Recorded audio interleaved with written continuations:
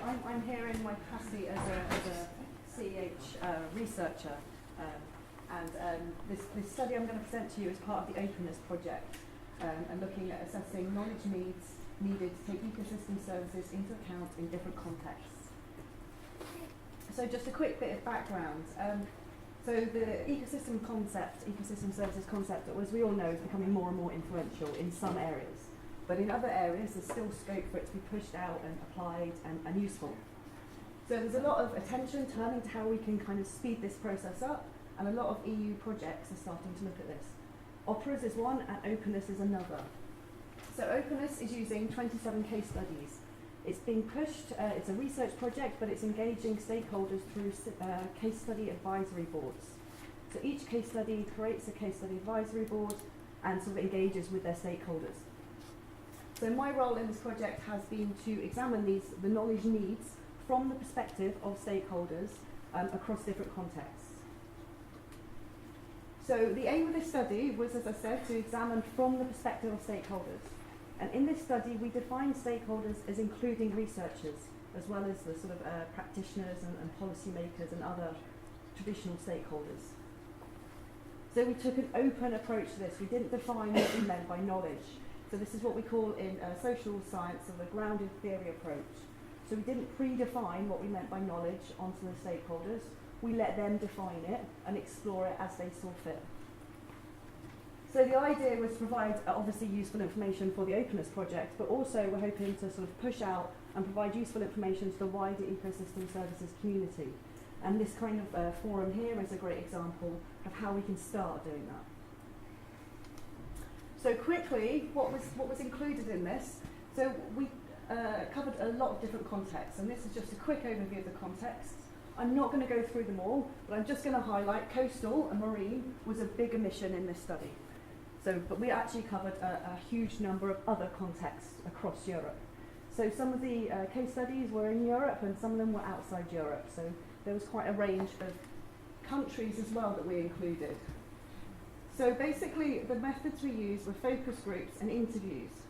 So primarily we relied on focus groups. Sometimes focus groups weren't possible because of practical problems. So that's when we combined them with interviews as well. So sometimes researchers would do the focus groups for us, and then we would interview the researchers.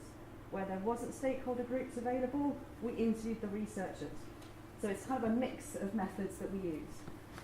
So we covered lots of different countries, but we also covered the EU level and undertook 2 focus groups with people from the Commission and agencies operating at the European level, and also NGOs. So, getting to the meat of it, what did we find out? So we found out that there's knowledge needs relating to 4 key areas, and I'm going to explain them one by one. First and foremost, there was knowledge needs relating to tools, methods, and outputs. Secondly, knowledge needs to bring knowledge production and action closer together. Thirdly, the need to develop a common understanding and communicate effectively. Lastly, there was knowledge needs related to structuring and organising action. So I'll now go through one of these one by one. So the first was knowledge needs relating to tools, methods and outputs. And I'm just going to read a couple of quotes. So if the fish quality is becoming greater than you know, the ecological system is starting to work again. So the monitoring in that is really important. Non-monetary valuation methods are seen as not robust enough to scale up, and there's lots of science going on, how to value ecosystems, but there are no approaches.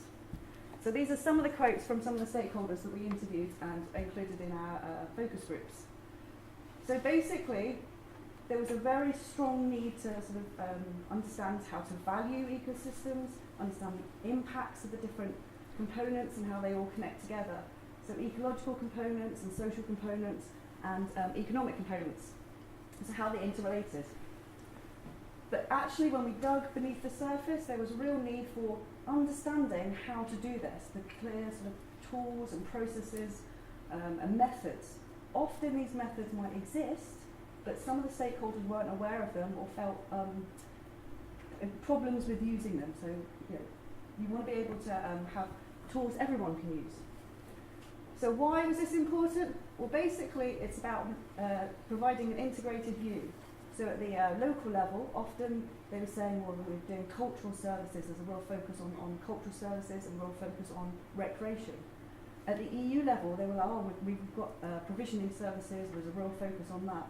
And actually, a lot of these things operate at different scales, and you need to bring, you need to bring them all together.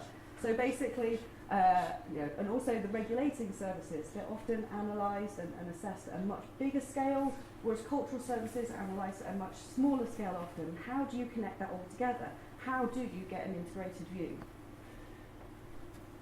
Okay, so the second knowledge need that we identified was about bringing knowledge and action closer together. So, a couple of quotes. We were starting from the assumption that maze production was probably bad for landscape aesthetics, but the stakeholders said it was probably not the case, it could also be beneficial.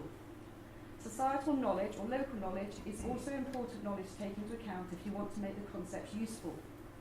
I think that it is complete and utter irrelevance. I wouldn't trust an absolute monetary value further than I could throw it.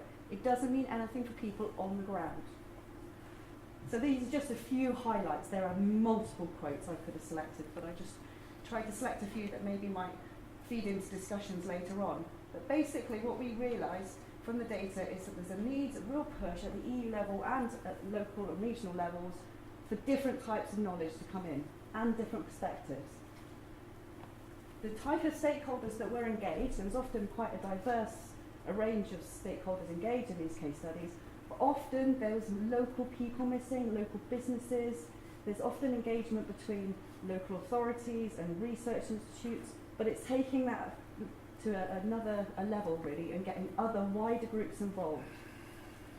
So at the end of the day, the reason for this was to really try and produce usable, relevant knowledge. And that is, from the start, bringing those two things together in different types of knowledge, really sort of, there was a focus by practitioners that we wanted to produce knowledge, but we didn't want to just focus on just producing knowledge. It's about decision making, it's about taking action, even when there's not enough knowledge available. So actually, trying to bring those two things together is quite useful by focusing on practical knowledge that's needed. So the third theme that we identified was the need to develop a common understanding, but also to communicate effectively. So first and foremost, the only thing is to be sure that everybody is talking about the same issue, because if not, a whole methodology could collapse. It is not a language problem, it's conceptual. Okay? Then other stakeholders said framing. We find it is dependent on the stakeholders you talk to. For example, in the forestry sector, ecosystem services may be a very powerful concept to use, as it fits very well with their language. So we've got two kind of main things really. We need to maintain a common understanding and develop a common understanding across different groups that really sort of maintains the key principles of integration, multiple benefits, working across scales, but we also need to adapt our communication when we're talking to stakeholders. So we need to consider what language they're using and how to sort of really provide those hooks into their processes. So we've already had some great examples already in some of the talks of using benefits, maybe talking about landscape uses, and there's lots of different concepts out there that we need to really tap into. So lastly, there was a knowledge need relating to structuring and organising. So this was about practices, what people do and how people think and approach things. And this included sort of professional groups, organisations, but also scientific groups as well. And then sort of trying to sort of the need for learning and sharing and sort of bottom-up initiatives. They also identified policy frameworks as really important at the EU, national, regional and local level, particularly the local level, but actually the biggest sort of group here was the practices. The need for policy was sort of brought up sometimes, but it wasn't as prominent as maybe some people would have first thought it would have been. So local planners are very suspicious about using local people's experimental knowledge. They are very suspicious about it if you can get relevant data that you can trust. In some cases, it is more difficult to get these stakeholder sessions underway, and that is due to the type of organisations and their way they are used to doing things. You can get full benefits of services by creating policy that takes natural capital as a starting point. And if you do that, you get a completely different plan than if you start, for example, with economic or demographic demands in an area. So this practices was really highlighting some of the barriers that we need to kind of overcome to sort of develop and push out the concept of ecosystem services more into practice. So in summary, we kind of identified a number of different components that really are needed to come together to push out the concept of ecosystem services and make people use it a lot more in practice and in their decision making.